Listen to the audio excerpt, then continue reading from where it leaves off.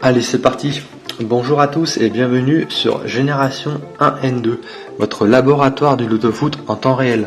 On va commencer cette émission aujourd'hui en vous parlant d'un sujet très intéressant et assez important d'ailleurs qui va vous aider, vous, parieurs de loto-foot, à mieux jouer. Ce sont les 5 erreurs ici à ne surtout pas faire et à surtout éviter si vous voulez gagner un jour au loto-foot. Donc, on va commencer par l'erreur numéro 1. Règle numéro 1 au loto-foot. Toujours valider son premier choix. Et oui, on a tendance quand on prépare une grille d'auto-foot, et c'est normal, de chercher à tester plusieurs systèmes de jeu avant, ou plusieurs types de combinaisons avant la validation. Réflexe de parieur sûrement naturel, et à cause très certainement de la gestion du budget jeu ou bankroll du joueur, ou tout simplement par rapport à la difficulté de la grille aussi. Ce qui fait qu'on va naturellement vite se retrouver avec plusieurs ébauches de jeux différentes et on va ensuite galérer pour dire laquelle je valide du coup. Généralement, c'est souvent là qu'on va faire les mauvais choix, car sans même s'en rendre compte, on se met très vite dans une mauvaise situation. De cette façon, on augmente ainsi l'incertitude. Et ça, c'est pas bon pour un parieur. Donc, moi, si j'aurais un conseil à vous donner, faites une ébauche de jeu ou ébauche de prono, appelez ça comme vous voulez, et surtout ensuite derrière, assumez la prise de pari. Validez le premier choix de grille, toujours, et allez jusqu'au bout. Pourquoi ? Car le premier choix vient souvent de l'intuition du joueur. D'une certaine façon, il est toujours bon d'écouter son intuition. Donc, faites-vous confiance une bonne fois pour toutes, et si vous devez le faire, faites-le. Assumez le premier choix du prono, vous n'aurez ainsi jamais le regret d'être passé à côté d'un gain. Règle numéro 2 maintenant. Ne jamais se servir d'une grille FDJ pour valider la combinaison sur une grille Winamax. Je m'explique.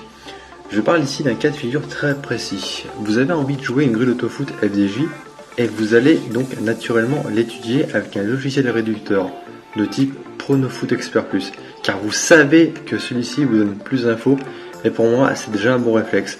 Mais imaginons maintenant que par lassitude ou par manque de temps ou de motivation, vous ne pouvez ou vous ne voulez pas la valider au bureau de tabac. Je parle de la grille, pour X raisons d'ailleurs, car il faut se déplacer et sortir de chez soi, c'est toujours embêtant.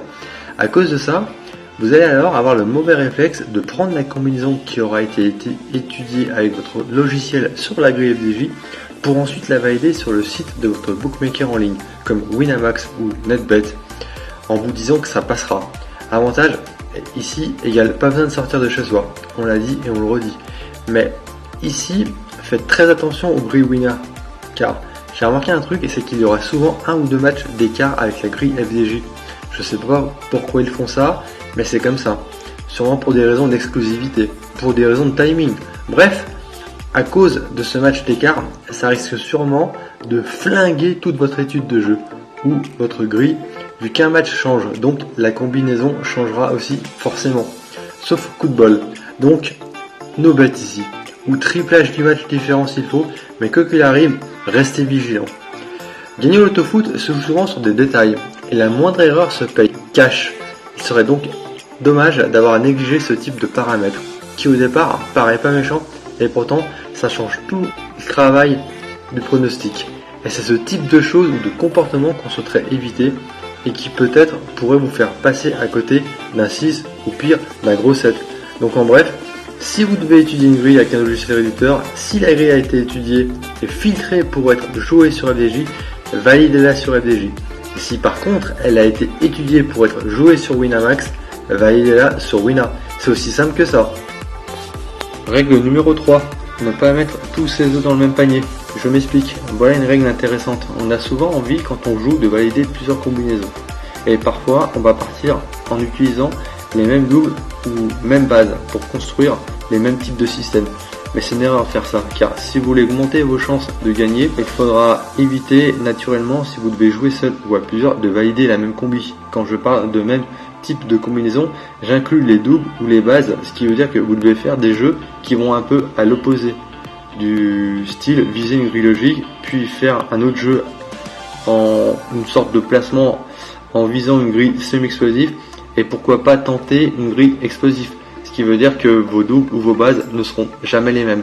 Ça s'appelle quadriller la grille, ou plutôt l'arbitrer. Ça va ainsi vous permettre de répartir l'espérance de gain et donc de réussite. En répartissant les pronostics, d'une certaine manière, on augmente naturellement les possibles. Après encore faut-il avoir le budget. Faire un seul jeu est bien aussi, et si possible le bon. Règle numéro 4, ne pas s'enflammer sur ses mises. Au loto-foot, le premier gain qu'on fait se fait avant tout sur la mise. Et vu le prix que coûte le loto-foot, il est bon d'adopter très vite les bons réflexes et des règles sous peine de très vite se ruiner. Ou alors, vous avez toujours l'option apprendre à filtrer. Ça tombe bien, j'ai lancé plusieurs formations pour que vous puissiez apprendre cela et donc apprendre à mieux jouer en dépensant le moins possible. Rappelez-vous les parieurs, moins je mise, moins je perds et donc plus je gagne. Si je devais aller plus loin, j'inviterais même les parieurs à ne jamais miser après un gain. Car quand on gagne, on est souvent un peu euphorique. On va naturellement augmenter ses mises et on va, sans même s'en rendre compte, jeter l'argent gagné par les fenêtres ou directement les redonner aux bookmakers qui eux n'attendent que ça. Donc ici, maîtrise de la mise égale base numéro 1 loto-foot. Oubliez jamais ça. Règle numéro 5 pour finir, impasse des grilles. Avec des loto-foot tous les jours, le budget de jeu explose. L'erreur ici, pour le parieur, c'est de mettre plusieurs petites mises ou plusieurs petites sommes réparties chaque jour sur divers loto-foot. Mais en nous répartissant toutes ces tentatives de jeu, on est un peu forcé et obligé de réduire la mise, pour éviter ainsi la banqueroute. Parfois, une impasse de jeu, si on ne sent pas la grille, est bien aussi. Tout simplement même si on sent que la grille sera logique et paiera des miettes.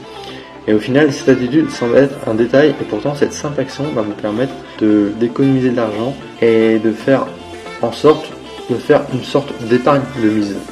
Plutôt que de perdre 1 ou 2 euros chaque jour, n'est-il pas mieux d'impasser 2 ou 3 loto-foot avec des indices de difficulté parfois faibles pour ensuite avoir un vrai budget jeu, 5 ou 10 euros, et de s'en servir pour les valider sur la semaine sur 2 ou 3 loto-foot.